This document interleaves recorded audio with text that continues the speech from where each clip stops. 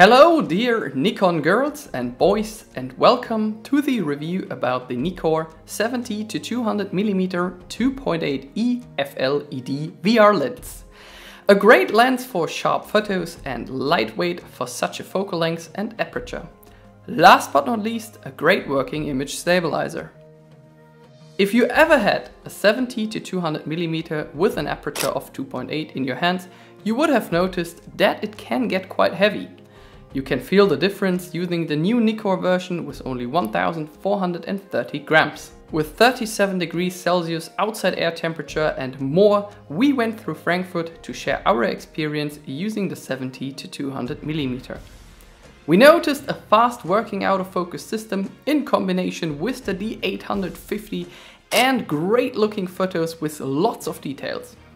Let's see what you get for all the money you spent in a more detailed way at Hedi Schuhe in Frankfurt.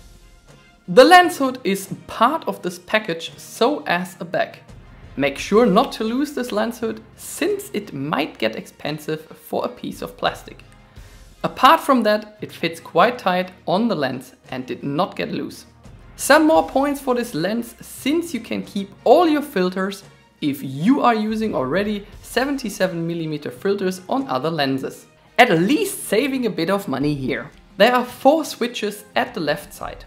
One to switch between the autofocus and the manual focus, to change the minimum focus distance, one for the image stabilizer, and again an AF lock switch. On top of this lens is a focus distance indication with a minimum focus distance of just 110 centimeters. The focus ring is now on the inner side and the zoom ring on the outer side of this lens. That's great for all filmers out there, since you have a better control of the manual focus being a bit closer to the camera body. Unfortunately, the feeling of both rings is not the best, since it feels a bit like if both the rings are grinding at the lens housing. You need to try it out by yourself to know what we're talking about. As on all 70-200mm lenses, there's a tripod mount at the lower side, which might be twisted around 360 degrees. Special about this version is that you can detach the mount separately. Take care about the screw, since you won't necessarily notice touching the lock switch and drop the lens. Oops! Since we like Frankfurt a lot, we would like to show you around the city with all its nice places, such as this shoemaker in Frankfurt Sachsenhausen, close to the Main River, to test out the minimum focus distance of 110 centimeters or 3.6 feet. Using an aperture of f2.8 will deliver great looking semi-macro shots, and more than 40 megapixels allow you to crop these files as much as you want. I know it, and you know it as well, that this lens is best for spotting, wildlife, weddings, portrait and sport photography. But we went a step ahead and were using it for a trip through Frankfurt. The lens impressed us with its lightweight and a great overall feeling. We were using this lens for almost 10 hours during the stay to compare some focal lengths. Here are some examples taken at 70mm, 100mm, 105mm and 200mm. This lens covers a lot of common focal lengths for your flexibility, except for a wide angle. If you need more than that, I suggest you take a look at my review about the 200-500mm lens by Nikon. Thanks to the brand new glass technology of this 70-200mm, because we did not see any kind of magenta or green looking edges. Make sure to convince yourself with some of these non-edited photos, which are available from the description below. Let's continue straight away by having a look at the dark edges, so-called vignetting.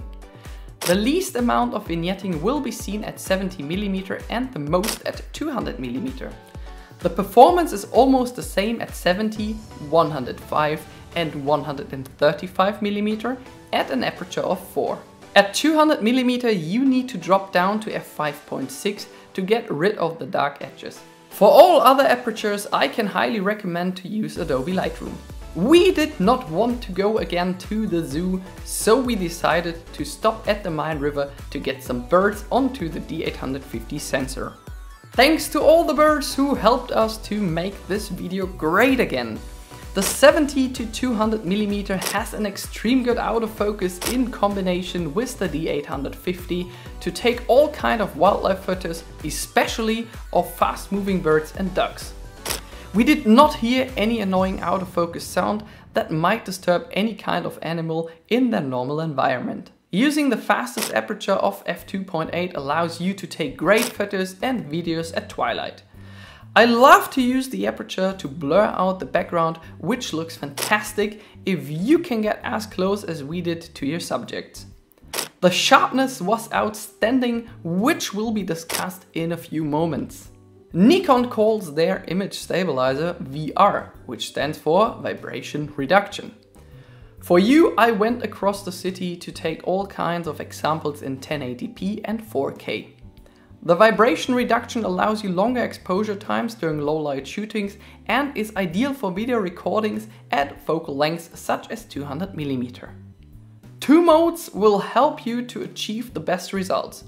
The normal mode is used for handheld shots while standing at the same spot, and the sport mode is ideal if you take your photos out of a car, helicopter or ship. For these examples I was laying on a jetty while some boats passed by, which obviously produced some kind of waves. Most of you would have probably loved to see some girls in front of the camera, but Roberto did a great job as well. Thanks to Sunny, the little dog, for helping us. Here's the advantage of having an aperture of f2.8 instead of 4 or f5.6. The blur background looks fantastic even at lower apertures and 200mm. The photos are sharp, and through the flexible focal length you will be more than welcome to all upcoming weddings and portrait shootings. Of all Nikon lenses is this telephoto lens one of the sharpest ones. The optics of this lens are essentially perfect. The lens is ultra sharp from corner to corner and vice versa. We did not notice any kind of distortion at all focal lengths, with almost the same kind of sharpness, starting at f2.8 till f14, where the sharpness starts to decrease around the edges. Make sure to download some high resolution examples to compare them at home. We are approaching almost the end of this review by having a look at the bokeh of this lens, which looks really impressive on our D850. 9 aperture blades provide a decent amount of bokeh balls. I'm pretty sure you know what I'm talking about. That's ideal for taking photos of flowers, people, or in this case of lockers at a bridge in Frankfurt. The sharpness is nearly perfect, and if you plan to use this lens for filming during daylight, make sure to use a so-called ND filter. Last, but for some of you not least important topic, we're having a look on the performance of this lens while pointing it straight into the sun. As you can clearly see, there is almost nothing to see. We really tried to find some flares pointing the lens into almost every light source, but all I can say is, well done Nikon.